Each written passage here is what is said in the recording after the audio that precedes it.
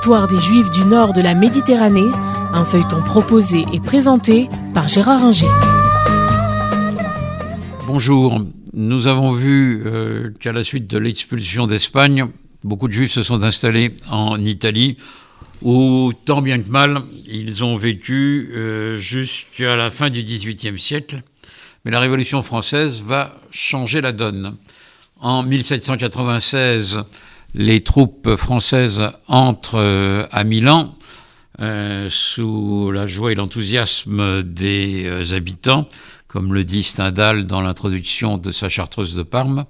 Et les Juifs vont immédiatement être libérés par le général Bonaparte, qui leur accorde les mêmes droits qu'aux autres Italiens.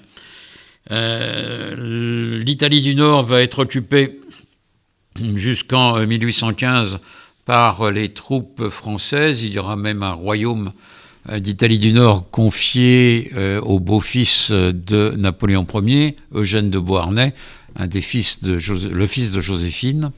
Ils vont être assimilés, si je puis dire, aux Juifs français, avec les mêmes droits et la même organisation statutaire consistoriale.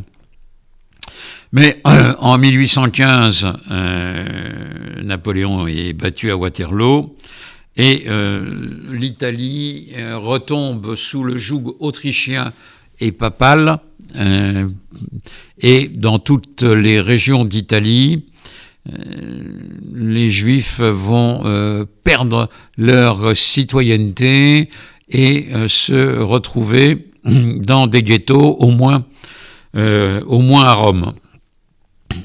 Cette situation va commencer à se modifier en 1848, car le roi de Piémont-Sardaigne, Charles Albert, décide par le statut albertain, de donner aux Juifs du Piémont les mêmes droits qu'aux Italiens, et ils deviennent des citoyens à part entière.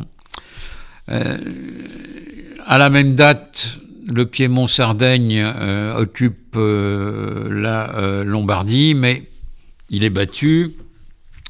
Ça ne fait pas revenir les Juifs à l'état antérieur dans le royaume de Piémont, mais les révolutions de 48, qui à un moment avaient laissé à Rome des Juifs prêts à sortir du ghetto, le pape, quand il revient au pouvoir après avoir battu la République romaine, le pape Pie IX remet le ghetto et pratique une politique, pas antisémite, mais anti-judaïque, au point que lorsqu'un enfant juif est baptisé par une servante, il estime qu'il ne peut pas être rendu à sa famille. C'est l'affaire Mortara qui bouleverse toute l'Europe à l'époque. Tout le monde intervient auprès du pape pour que l'enfant soit rendu à sa famille, mais le pape refuse.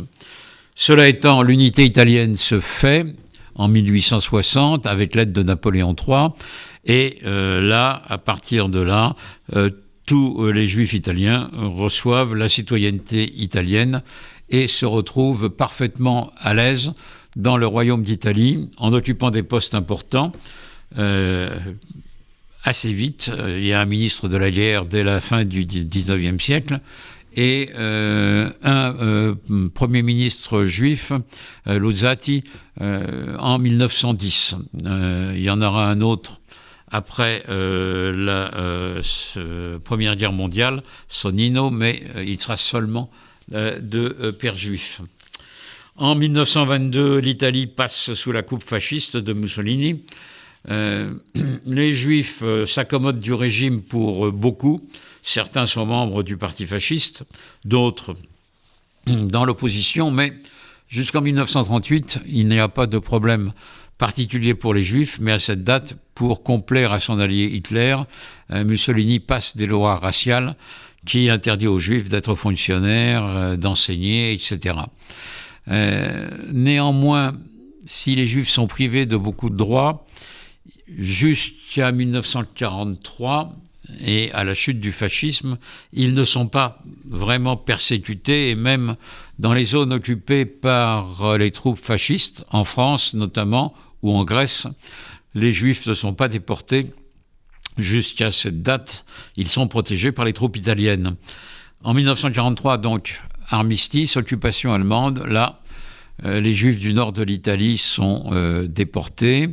Les Juifs de Rome, quelques-uns aussi. Le pape intervient pour les sauver. On n'a pas le temps ici de développer le rôle de Pie XII en ce domaine. À mon avis, Pie XII a eu le tort de ne pas être un pape prophète hurlant contre la Shoah, mais un pape diplomate agissant en coulisses. Pie XII a sauvé des Juifs, c'est certain, incontestablement, mais il n'en a pas sauvé beaucoup, et peut-être autant qu'il aurait pu.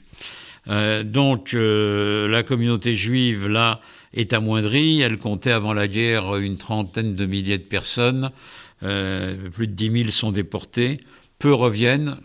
Primo Levi en est revenu et il a écrit son magnifique livre « Si c'est un homme ». Après-guerre, les Juifs reprennent leur vie normale en Italie, mais ils ne sont pas très nombreux aujourd'hui. Ils sont une trentaine de milliers, sans avoir à faire face à un antisémitisme quelconque. Et pour eux, la situation est la même que dans les autres pays d'Europe occidentale, mais ils ne connaissent pas véritablement d'attentats ni de difficultés particulières. C'était l'histoire des Juifs du nord de la Méditerranée, un feuilleton proposé et présenté par Gérard Inger.